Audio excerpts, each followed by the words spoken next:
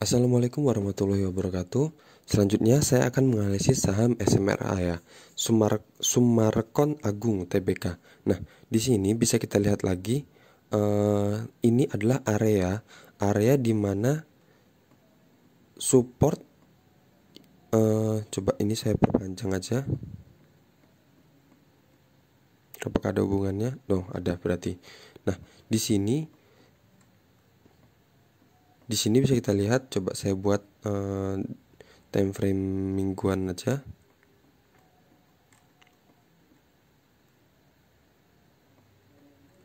Nah, di sini bisa kita lihat ini adalah area resisten ya. Di sini di breakout. Kemudian di sini tertahan, candle-candle ini beberapa kali tertahan di area ini. Ini di sini jadi resisten, kemudian di sini resisten tersentuh, kemudian turun lagi ke bawah dan di sini tertahan dan di breakout di candle yang ini. Kemudian di posisi ini dia di breakdown resisten yang di breakout sebelumnya, kemudian dia menjadi resisten lagi. Di sini jadi resisten, kemudian di sini jadi resisten, dan kemudian di sini jadi resisten dan turun, kemudian di breakout dari dengan di candle yang ini dengan oke. Kemudian di sini dia retest. Di sini. Kemudian dia sekarang berada di posisi yang sama di resisten yang ini ya. Jadi di sini menjadi resisten, kemudian resisten di breakout ya. Kemudian dia retest di sini, dan apakah retest yang ini akan sama dengan retest yang ini? Jadi kalau dia retest di situ kemarin dia bisa dapat sekitar 53% ya. 53%. Langsung kita lihat daily-nya aja. Nah, di sini kan. Nah, di sini dari retest, kemudian di sini kemarin naik dia sampai ke sini. Nah, di sini sudah terbentuk ya. Misal ketika dia retest di sini, kita bisa tarik aja polanya. Retest, kemudian dia naik seperti ini. Nah, di sini ada pantulan, dan kemudian dia di sini breakdown ya. Jadi di sini posisi ini ngejebol dan membuat pola downtrend yang baru ya. Coba ini saya tarik gini, enggak pas. Oke, jadi seperti ini, dan kemudian dia di posisi ini terus-menerus tertahan di area resisten ini, resisten. Saya turunkan lagi. Nah, kemudian di sini dia breakout lagi dari area resisten ini. Ini bisa kita lihat. Di candle ini dia breakout, kemudian dia retest di sini. Di sini di candle retest, kemudian dia kembali naik ke atas dan retest di sini. Kita buat garis aja nih.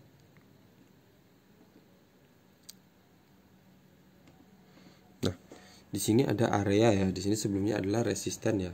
Di sini resisten, kemudian dia turun sini, kemudian dia naik lagi ke atas. Nah, di sini dia retest. Kalau saya buat seperti ini, nah seperti ini ya. Di sini di candle besar ini dia berubah menjadi support di sini. Kemudian dia retest lagi di sini.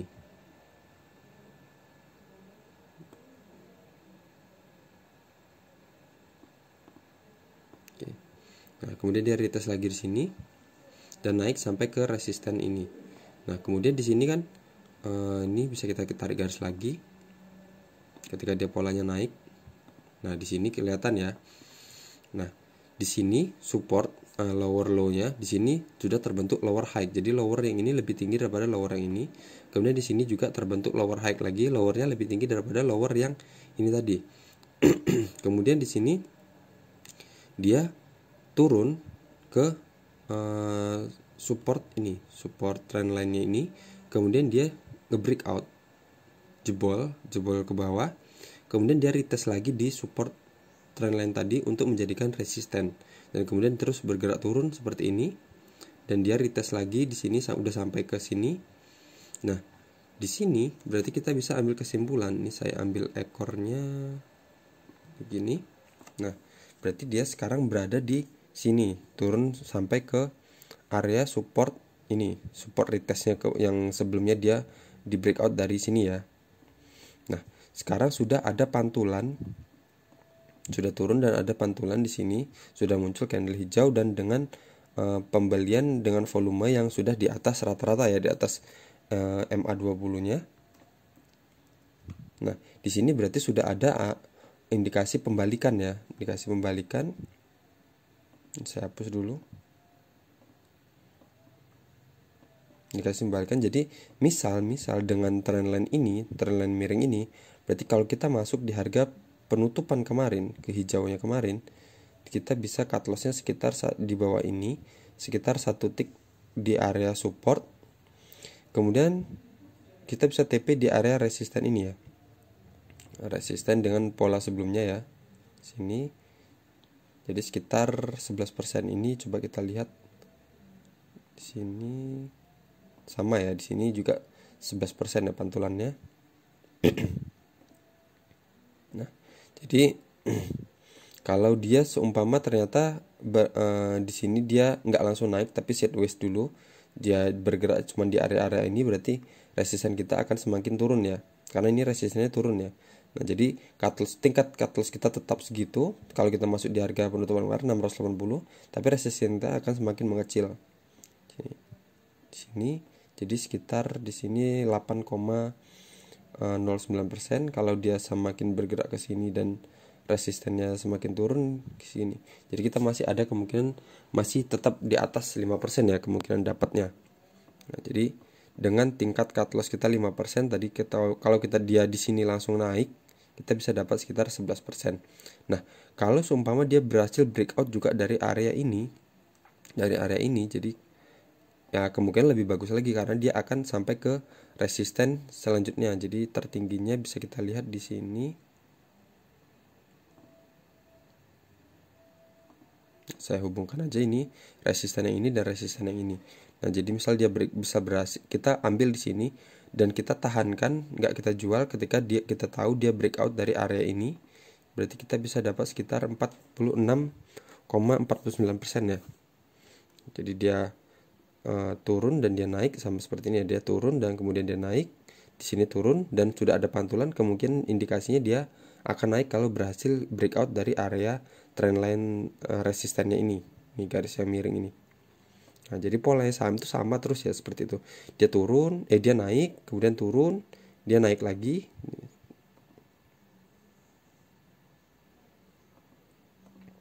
Nah, seperti ini.